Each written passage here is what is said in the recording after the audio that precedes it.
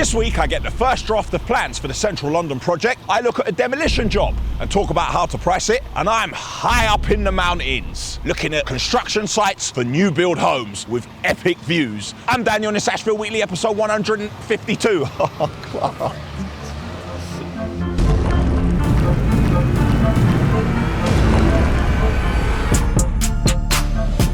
It's Monday, and despite what my t-shirt says, I am not in the yard. And you cannot get this one online. This is a special one for me when I'm in hot countries, because I am in Español. In the UK, it is a bank holiday, but in Spain, things are carrying on as normal. I'm about to take a look around this job and see what's going on. Yesterday, we were in the Sunday Times. It was an online publication, and it was in the paper. Now, I drove around for hours trying to find it here. I couldn't find a newsagent that stocked it, but luckily, friends and family and the video team got a few copies for me. There was a double spread. Love that. Look at my handiwork.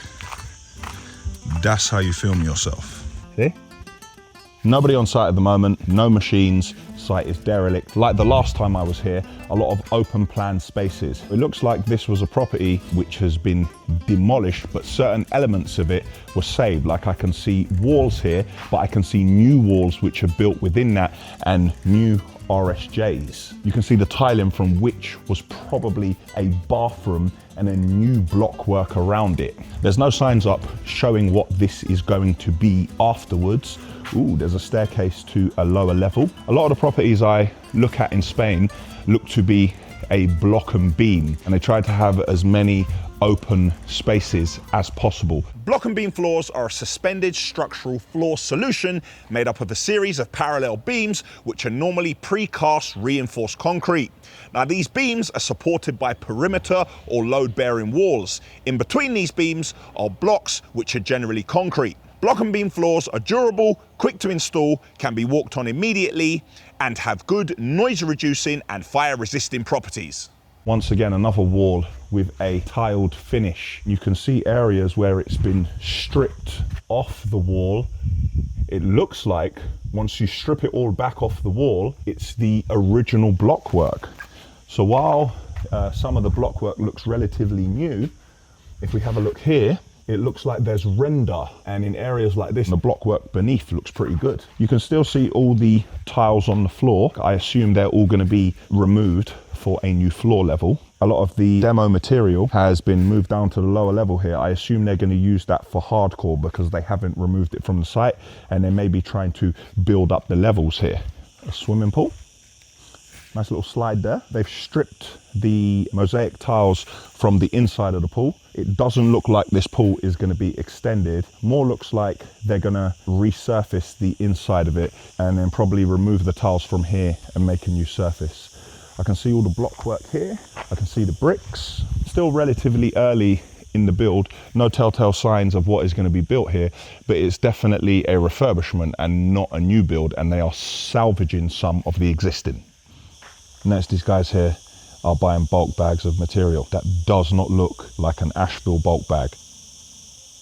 But then again, that doesn't look like a material that Ashville currently supply. Maybe I need to have a look at that. Yesterday, one of our 5 new Volvos, Bazza, Welder Fabber himself, took it to a show where Fox lorries were being displayed. They had it with them, so they thought they'd take it with it. Always nice to get a bit of promo up in the north of the country where we don't normally have lorries. I'm now going to get myself back in front of a laptop. The video team will be back in tomorrow. I need to prepare a work list for the week. It's going to be very busy, but we got a little problem because we are down to 2 computers. We've sent one away to be repaired, which is getting done under warranty, is waiting for parts, and a new one we've ordered hasn't arrived yet. The sprinkler system is being installed at the refurbishment project, and we're going to be finishing off the bench at the £15 million house. So Connor is going to be on the road quite a lot filming that. So I need to get in front of a computer and start to finalize the work list for the guys.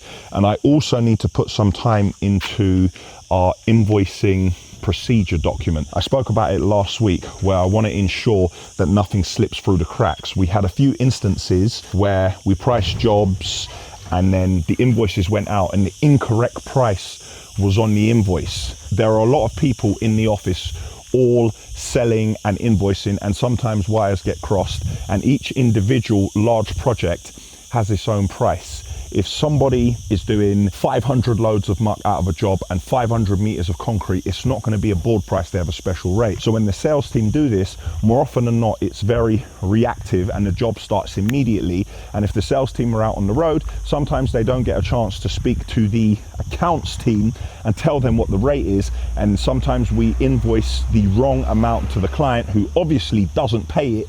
They query it, then we have to resend it, we get paid late. So the main thing is that we're busy and we're generating the revenue, but I just need to put a procedure in place and finalize that sequence of works and then go through it with everyone, make sure they're happy. And that's it for Monday. It's Tuesday. I'm still not in the yard. I've got a flight this evening. I went exploring again. I climbed high into the mountains of Ashville, and wow, like the views here are epic. And other than me, it's very quiet up here. There's a development going on behind me. The majority of the properties up here are the modern theme. They're all blockwork, they're rendered and they're white. However, just over there was one, it looks like formwork was made and everything was poured from concrete and it was polished, even the external walls. So we have the comparison between the concrete and the lovely white ones which you see everywhere else. And all of them have epic views of the sea. At the refurbishment project, it's time to start the sprinkler system.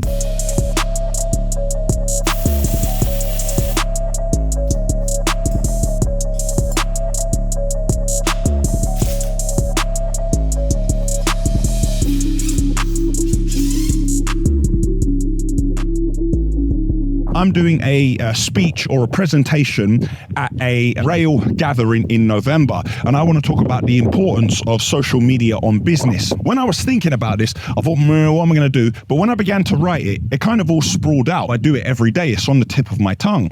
So I've broken that down into why we did it. Hence, we wanted to get our name out there, competition. We had to work to our strengths. Then I spoke about what we did. We dipped our toe in the water. I decided I'm only going to talk about things which I'm comfortable with, things which are true to me and true to Ashville. I'm not going to try to be too clever. And we did a little bit. And then after the success of Day in a Life, then we moved on to a weekly show. Then I'm breaking it down to them, the different platforms. The age group. Instagram is slightly younger age group than you would say on Facebook. And it's a different format. It's portrait. TikTok is also a portrait format. But on TikTok, you've got about 2 seconds to get people's attention. It's a younger audience and there's a lot of music which goes with it. Whereas with Instagram, you can have a little bit more information. Facebook videos are a different format. Again, you can give information which is between 9 and 6 minutes, but you still have to be punchy and get to the point. Slightly older demographic. YouTube, more used for more long format content like this. I'm breaking it all down for them. I'm telling them everything I've learned doing it, and I'm just sharing it.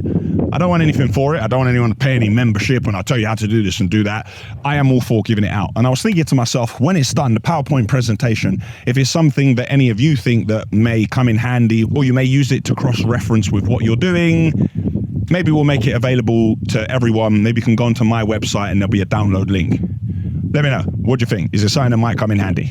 Something I've missed out on today, not being in the yard, is Flo's reaction when he gets in and sees the car. Well deserved, Flo. Well deserved.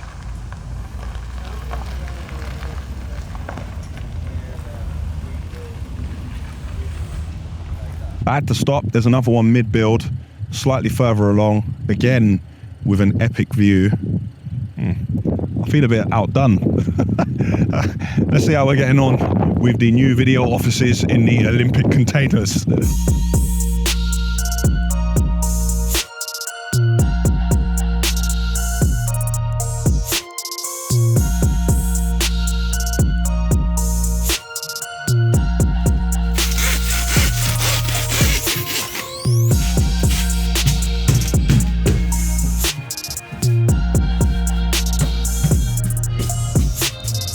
I'm gonna miss this flight, man. But I've got a view looking down onto the properties from above. Every single one has a flat roof. Some of them have solar panels and some others have like a gravel area, and I'm not sure if those areas are for people to walk across. But the view is still epic, and what I'm noticing, like in the corners down here, when work is carried out, like excavation of the mountain, the rock is taken and I think they do a cut and fill, and they move the rock to another destination, and they use the same rock what they've excavated in one place, they put it in another place, and this is how they build up, and these are the bases for the properties moving forward. So when you see the side of a cliff kind of like this, and then you see a house sticking out of it, that is what I believe they do with the hardcore. Closer investigation, we can see the rock face once it's excavated. I'm going to be honest with you, I don't know exactly what type of stone this is, but I can tell you that it is solid because I kicked a piece of stone earlier and I didn't like it. Okay, here are the hollow blocks, and these look like a form of engineering brick. This is not a brick that I've used previously. And then once again, we have a block and beam. Here we are underneath. The house isn't actually sitting on the rock itself, and all the pipes run beneath the property. Having a look.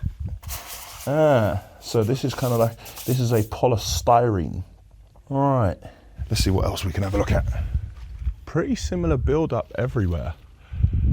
We can see the natural rock still in place, and then rock which has been broken away, like hardcore, has been thrown straight in the ground and compressed as a build up. Much the same build next door. These properties are not connected. Built in exactly the same way, look like slightly different layouts, both sharing the same fantastic view. All the rubbish on site goes into these bulk bags, which I like to point out are not Ashville bags. And then this is collected from site. It's strange to see that these engineering bricks, for lack of a better term, that they are going into the rubble sacks with cement or mortar on them. They could be used for hardcore, but maybe they're taking them away. Maybe they're gonna screen them and crush them, and then they're gonna come back. Here is one with the pillars and floor level in, but none of the walls built up. This is gonna look like this, and then probably look like that. It's actually good that I'm not rushing, because I've just had an alert to my phone that there's still problems with air traffic control, which was happening yesterday. I may not even have a flight to come back on. Well, if I don't, I know exactly what I'm going to be doing. I'm going to be out here investigating, having a look at property and seeing what builds I can get myself involved in.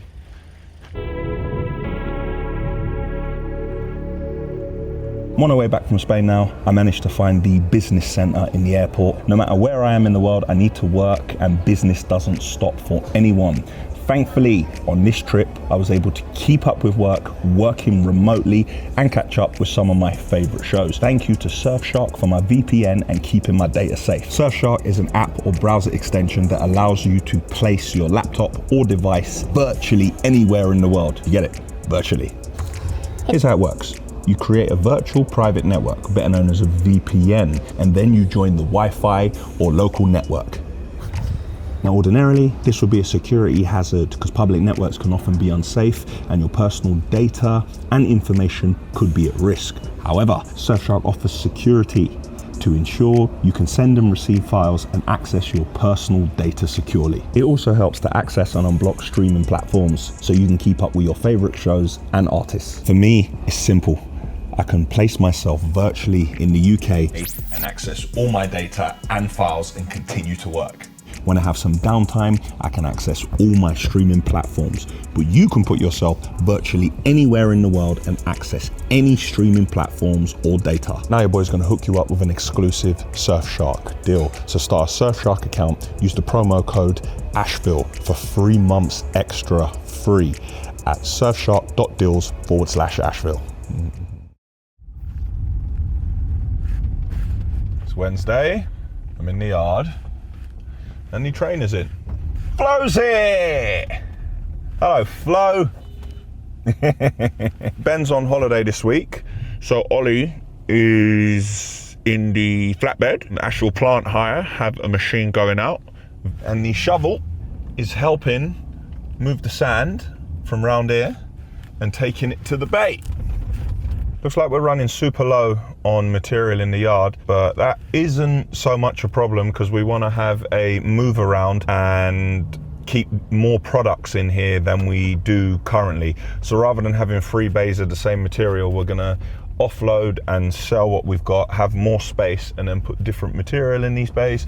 Let's get the rest of this gravel and sand offloaded.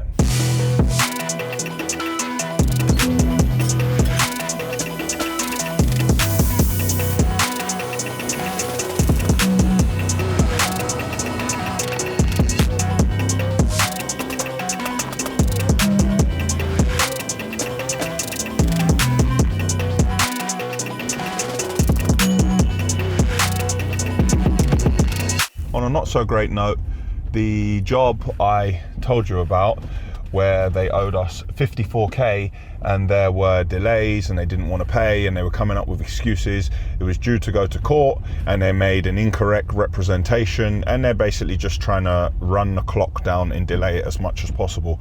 The last correspondence we had with them, their representative said he was going on holiday and he'd deal with it when he came back. Well, unfortunately for them, that's not going to work, and we have evidence where they say, right, we know we owe you the money, we're going to pay it, and afterwards they're making representations saying they don't know anything about the money and it never happened and they don't know who we are, when they were using us for service and they signed the account forms and personal guarantee forms and everything else, and now they don't know who we are. So the delaying is going to come to an end, and hopefully they come to their senses before we go to court, because clearly they're just trying to run the clock down and waste as much time as possible.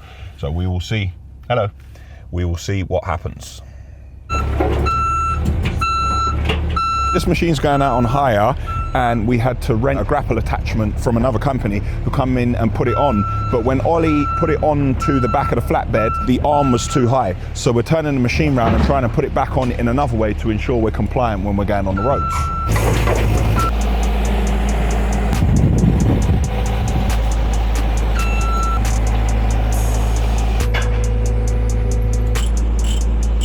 Happy with how that's sitting, Ollie? Nice and low, yeah? Yes, it's a good foot lower than what it was. That's a lot better. Information coming through. And young Liam is saying again, I already knew that. He's saying I already know. Terry, did he already know? That's what he says. He said he knew.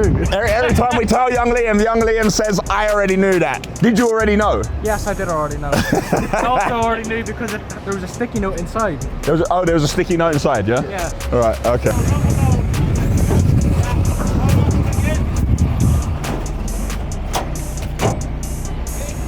Yep. It's Thursday morning. I'm on the road again. One in central London. Had finally, my root canal was completed. Got it done, and then had an x-ray, and all looked to be well, I believe. We'll soon find out when we see if it starts hurting me again. But currently, I'm in no pain, and it wasn't done under anaesthetic. You can tell by how I can talk clearly, unlike the last time. Stage 1 is done. Hopefully this anaesthetic wears off. While I was in central London, it reminded me of the central London project we looked at a little while ago, and then you saw me surveying. Now we're doing all of that surveying because we have to go to planning because we want to change the look of the building externally, changing the windows. Now we have the existing plans, and then we put together a couple of options for the client. The client didn't say they wanted to change things round. They said they wanted a refurbishment and they wanted the air conditioning to be concealed with linear grills and to make it feel nice and modern, change the windows. But for me, the work that we're doing and the money that we've charged, they didn't ask for it, but I want to provide an option which is like a wild card. So option 1, yeah, there's not really much has changed. Option 2, yeah, some bits and pieces have changed. Option 3, you look at it and the kitchen is on the other side and it's open plan, living in kitchen. you know, these changes, they're not massive. With the drawings and what we have, it's not that much additional work to create a wildcard option. A couple of things which would add value. If you look in the bedroom area, there's a boiler, but is that a boiler or is it a water cylinder? If that is a boiler, take it out that cupboard, move it into the kitchen and put it in one of the kitchen cupboards on the wall, and then that space can be used to make the bedroom bigger. And this will be the super wild card. Take the bedroom from the front of the property and put it where the kitchen is, and then take the kitchen and put the kitchen next to the living, so the entire front of the property is open plan with the kitchen and living area, and then extend the size of the bifolds by removing part of the pillar and having a bigger opening. So living and kitchen face onto the terrace, and the bedrooms are at the back of the property. They could just say, what's this? Nobody asked you for this. And they could bin it, which is their prerogative. They've paid for the drawings, and I want to provide them with a service and make them feel like they've got value for money. I thought you were going to hospital. What's going on with your eyes? No, just to get to see how big the pupils are. So bright. Makes me feel sick and everything. I told you, you don't need to be going to these doctors and all that. I could tell you what's wrong with you, Tel. I told you what's wrong with me. I told you what's wrong with you. You're a chief, bruv. Once that type 1 goes, I want to try and make it so we've got a bay for 20 mil, bay for 10 mil, bay for sand. And just leave the ballast in the corner at the end. We don't really make no ballast now. If we've Really? If we've got ballast going out, Mix it and then do just it. mix it and then just do one load. So we're going to go sand, 20 mil. Sand, 20 mil, 10 mil. Yeah. I might get the machine, scrape a bit more around the sides. No, they need it. They need to clean the corners. Once he's cleared the 10 mil here, Yeah. yeah, I might get him to put the 10 mil in a bay. Yeah, can do. I'm in the yard, talking bays with Terry. He's cleared a bay. Come here. What did you have done this morning? Eye screening. Terry had an eye screening. Come closer, man. I can't see you. Oh, now Terry's pupils are popping out of his head. Yeah. I told Terry, all this doctors and all this hospital and all this, I can tell him what's wrong with him. But he don't want to listen to my diagnosis. Terry, medical advice. to my medical. Terry, what's wrong with you? Overworked, underpaid. No, it's not overworked, underpaid.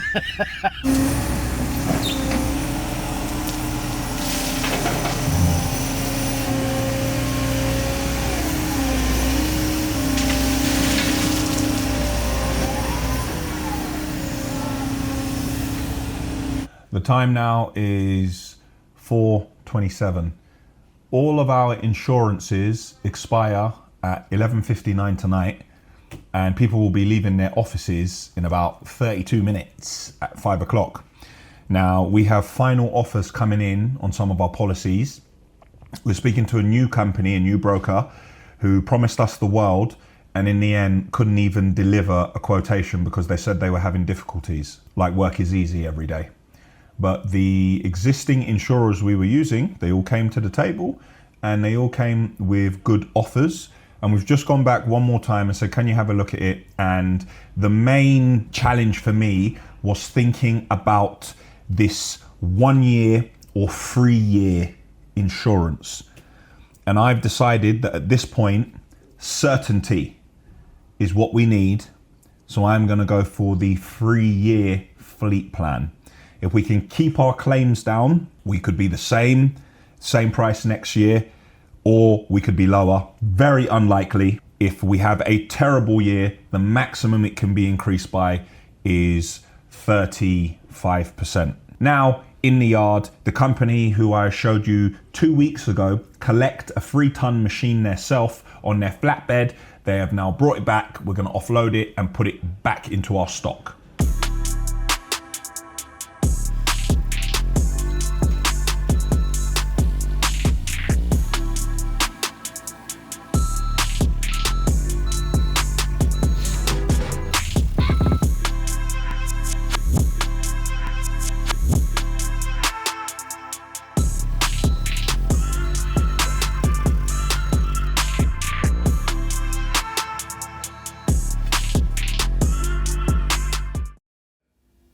Friday, I'm in the yard. This is the first time I've actually had a look at the newspaper article that was in the Sunday Times myself. Friday brought it in for me. I know what it says, but you know, you just like to read it. Like when your favourite film's on TV, you just watch it again in case something could happen that has never happened before. I was meant to be at a lighting meeting to talk about fittings at the £15 million house, but I jumped in my car and there's been an accident and sat-nav said an hour and a half, so I wasn't able to go. And just spoke to the team at Fox, and our second Volvo tipper, they're fitting beacons on it and it should be ready by Monday or Tuesday of next week.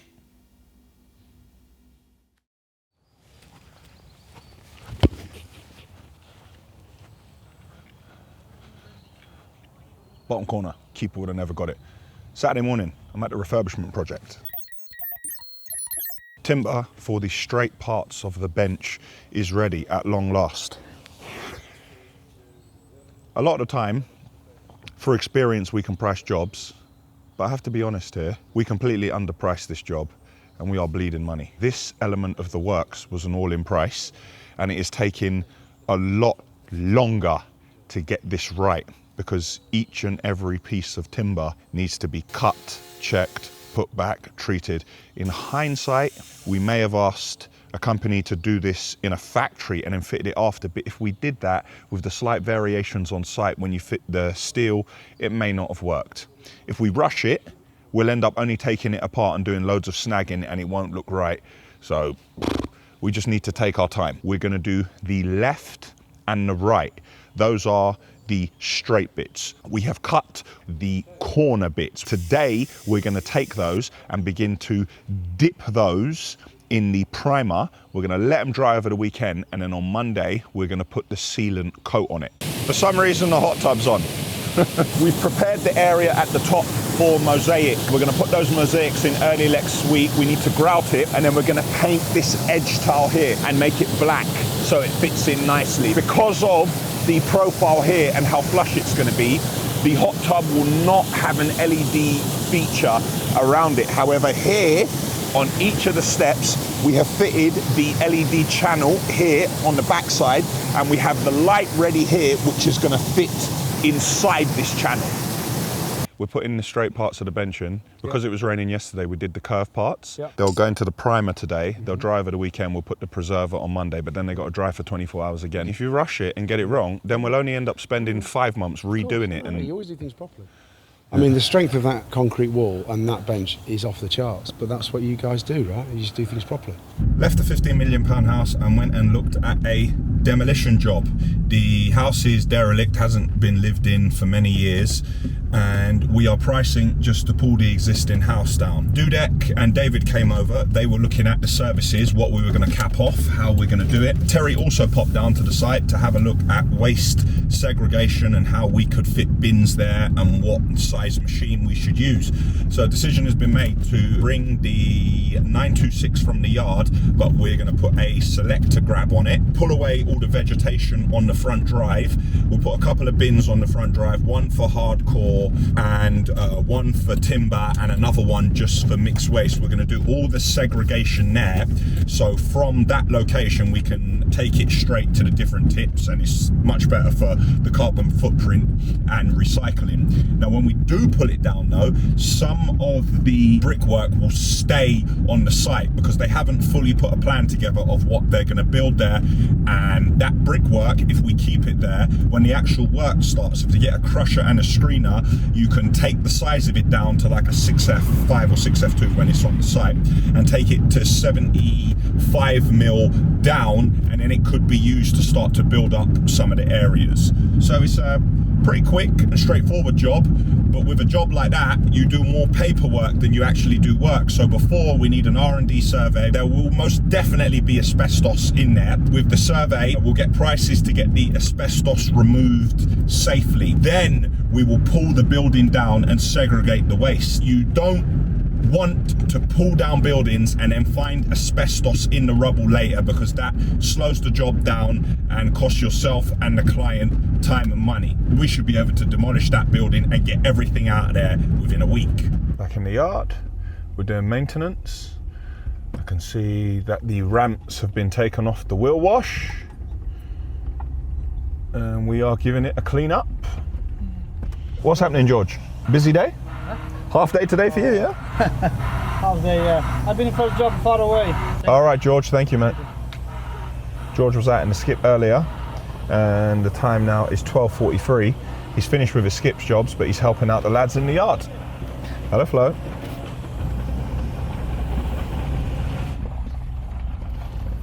Yesterday in the office, I heard Tony on the phone. So there was a grab booked on for 8 o'clock Monday, and I heard him say, you're changing over the machine at 7:30, so we'll send the grab at about 10. and I said, hold on, get him on the phone. And I jumped on the phone, I was like, what machine? I'm like, oh yeah, we're changing over to get an 8-tonner. I said, who from? And it wasn't us. And I was like, well, hold on a minute. I was like, why are you not getting it from us? And they said, We didn't know you did machines. well, now I sent their boss the price list and reminded them repeatedly. However, out of sight, out of mind.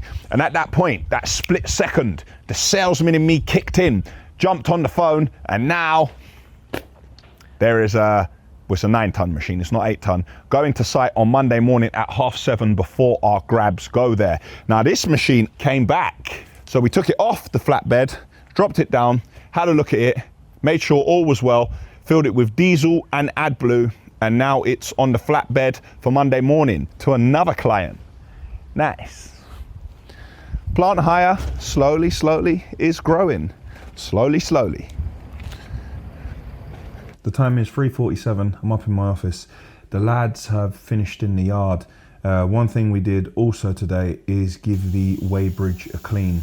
So we brought the volumetric concrete lorry on because we've got the trigger and the water tank on there, and we cleaned it off so it's nice and clean because some mud did track onto it. So we'll wash the road, and the weighbridge is nice and clean to start afresh next week, and we are predicted to have a heat wave.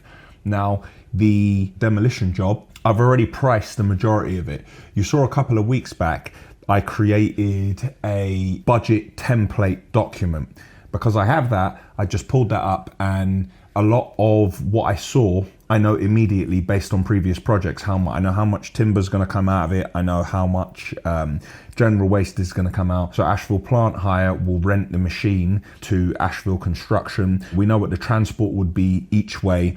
Majority of the costs I know. So I've already put it together. I called the gentleman who normally does the R&D survey, which is the refurbishment and demolition survey. He already gave me a price. So I'm 95% there on the costing. I've done a bullet point list of all the work we're going to do there just to prepare it for David and Vesha so they can present it to the client in a nice way. And I've scheduled an email for 6:30 on Monday morning to the client, letting them know, here's the cost for the R&D survey. Is this within your budget? We're 90% there.